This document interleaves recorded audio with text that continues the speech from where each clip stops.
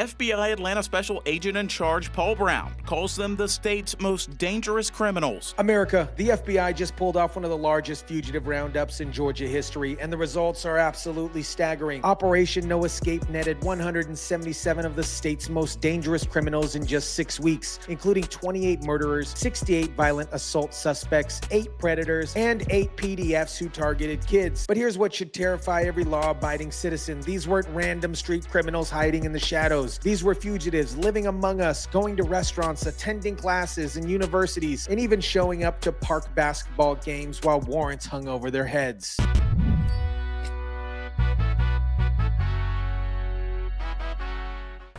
Well, more than 100 fugitives wanted by Georgia law enforcement are off the streets tonight. Federal officials teamed up with state and local authorities to round up over 100 people wanted for murder and other violent offenses. What is up, guys? Tyson Dela Cruz here. Thank you so much for rocking with me. This operation proves when law enforcement actually gets serious about hunting down violent criminals, they can deliver results that protect American communities. Let me break down the sheer scale of what federal, state, and local authorities accomplished here. This wasn't just some random sweep. This was a coordinated, intelligence-driven operation that specifically targeted Georgia's most dangerous fugitives who have been evading justice. The numbers here tell the story. 28 suspected murderers, 68 wanted for violent assaults, and 8 individuals accused of crimes against kids. These aren't petty criminals or drug dealers. These were PDFs and killers who make communities unsafe. During the 6-week-long Operation No Escape, federal, state, and local law enforcement combined to arrest 177 fugitives. The cases range from murders to illegal drugs and weapons and human trafficking. What makes this operation particularly impressive is how they distributed resources across the entire state. Metro Atlanta saw 106 arrests, which makes sense given the population density. But they also swept through Columbus, Albany, Athens, Augustin, Statesboro, Savannah, Brunswick, Catersville, Dalton, Gainesville. No corner of Georgia was safe from these fugitives. Among the most significant arrests was Rico Arnold, the 19-year-old suspect of orchestrating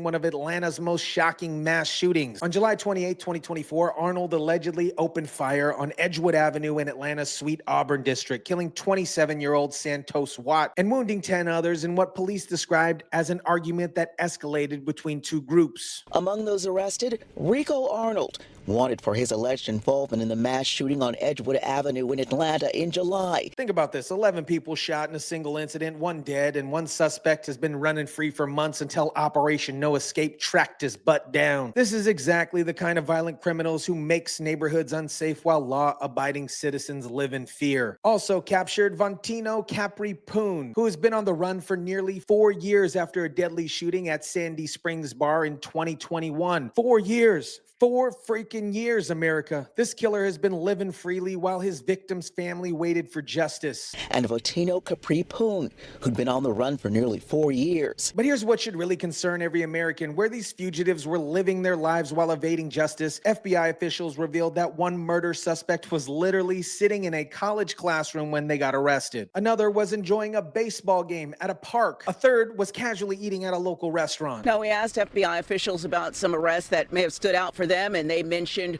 one arrest at an area university here, saying that person was actually in class when they were picked up.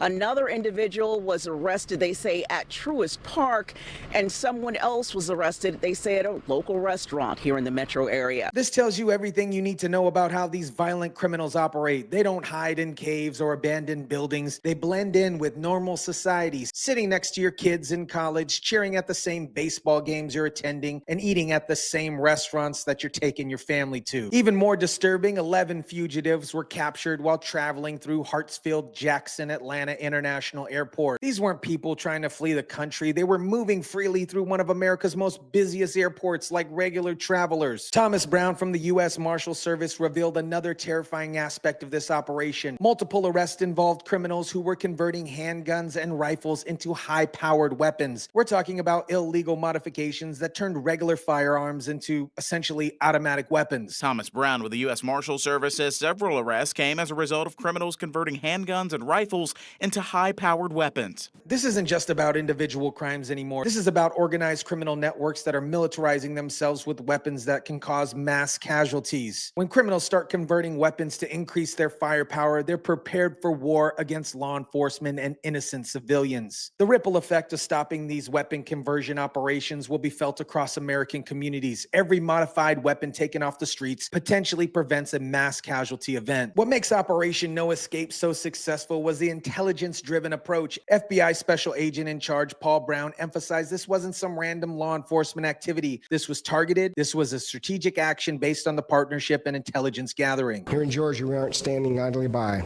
We are addressing violent crime through our partnerships and intelligence. The FBI credited public assistance in making any of these arrests possible. This shows when communities work with law enforcement instead of against them, real results actually happen. Citizens providing tips and information directly contributed to getting murderers and violent criminals off the streets. This operation was part of the FBI's larger Operation Summer Heat initiative, which represents a nationwide surge to crush violent crime. Georgia's success should serve as a model for other states dealing with similar fugitive problems. This effort was part of the FBI's surge to crush violent crime and was part of the FBI's larger operation called Operation Summer Heat. America, Operation No Escape proves that when law enforcement gets serious about hunting down violent criminals, they can deliver results that actually protect communities. 177 dangerous fugitives are now behind bars instead of sitting in college classrooms, attending baseball games, or converting weapons in their garage. But here's what should concern every law-abiding citizen. These criminals weren't hiding in remote locations. They were living normal lives among us while carrying out violent crimes and evading justice. The murder suspect in your kid's college class, the weapons converter at the baseball game next to you, and the killer eating dinner at your favorite restaurant. This operation also highlights the critical importance of community cooperation with law enforcement. The FBI specifically credited public assistance for making these arrests possible. When citizens provide tips and work with police instead of against them, murderers get caught and communities become safer. The message to violent criminals should be crystal clear. There's no escape. Federal, state, and local law enforcement will find you, arrest you, and hold you accountable for your crime. You can't hide in college classrooms, baseball stadiums, or at the Chili's restaurant down the street. The message to law-abiding citizens is this: support operations like this. When local law enforcement asks you to help identify dangerous fugitives, provide it. When they conduct intelligence operations that target the most violent criminals,